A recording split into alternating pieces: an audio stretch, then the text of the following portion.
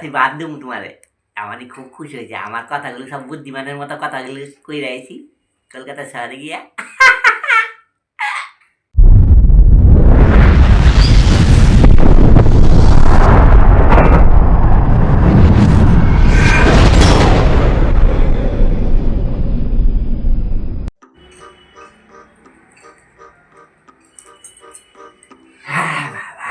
কি গরম পড়ছে গো। কি গো তুমি তো কলকাতায় গেছিলে, হ্যাঁ কাজটা হয়েছে? কাজ হয়েছে, কাজের কথা বাদ দাও। আমি যে একটা বিপদের মধ্যে বসো। পড়ছিলাম, এই বিপদের কথা আর কি কমু আর তোমারে। বিপদ? হ্যাঁ কি বিপদ? জানি না। বিপদ হইলো কি, ওই কলকাতায় যখন আমি বাসের থেকে নামলাম বুঝছো, কাজের ওইখানে যাবো, এমন জোরে আমার পায়খানা পাইছে না, কি আর কমু তোমারে। আমি যদি আমার পাড়ায় থাকতাম তাহলে এদিক ওইদিক যদি কারো বাড়িতে হয়তো পায়খানা করা করতাম। कैसे कैसे लोग रहते हैं यार यहाँ पर। এখন ওইখানে আমি কি করবো, চারদিকে লোকজন, ভর্তি লোকজন, আমি কি করবো খুঁজতে খুঁজতে খুঁজতে খুঁজতে এসে এক জায়গায় দেখি কি লেখা আছে, পায়খানা করলে 5 টাকা, পেচ্ছাপ করলে 2 টাকা। আমার কাছে 5 টাকাই আছে, আমি কি করবো, আমি চিন্তায় রয়েছি। এসে আমি কলকাতা চিন্তার কি?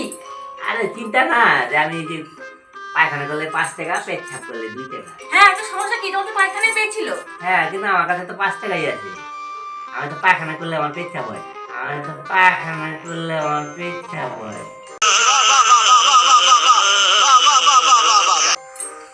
এসে আমি ওই কি করবো, এত জোরে পাইছি আমার সারা শরীর ঘামতেছে পুরা। আরে কি কোন? এসে আমি দেখি আমি কলকাতা শহরে তো আমি কাউকে চিনিও না, কার থেকে যে 2 টাকা আমি জোগাড় করুম।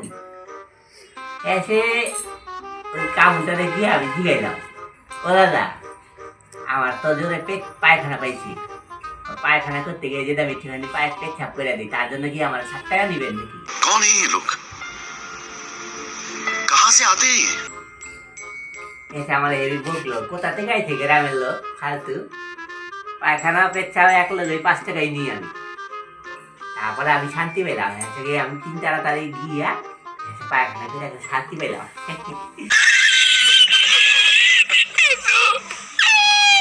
কি কষ্টের মধ্যে রয়েছিলাম আমি, জানো, বিরাট কষ্ট পাইছি আমি। বুঝেছি, এবার কাজটা হয়নি, এই পায়খানাতেই তোমার দিন চলে গেল। কি করবো বার, আমি চিন্তা করি যে বাবা এত কষ্টের মধ্যে আর ওইখানে যাবো, আমার অবস্থা খাই হয়ে গেছে, আমি বাইরে আমি আরেকদিন যাবো। ভালো লাগছে, বাসা ভাত দিচ্ছি খেতে। আচ্ছা, বউ আমার কথা শুনে খুব খুশি হয়েছে মনে হয়, তাহলে আমার কয় কি সঙ্গে সঙ্গে আমি আমি ভাত আনতেছি, ভাত দেবো তোমারে। আমারই খুব খুশি হয়েছে, আমার কথাগুলো সব বুদ্ধিমানের মতো কথাগুলো কই রাখছি কলকাতা শহরে গিয়া।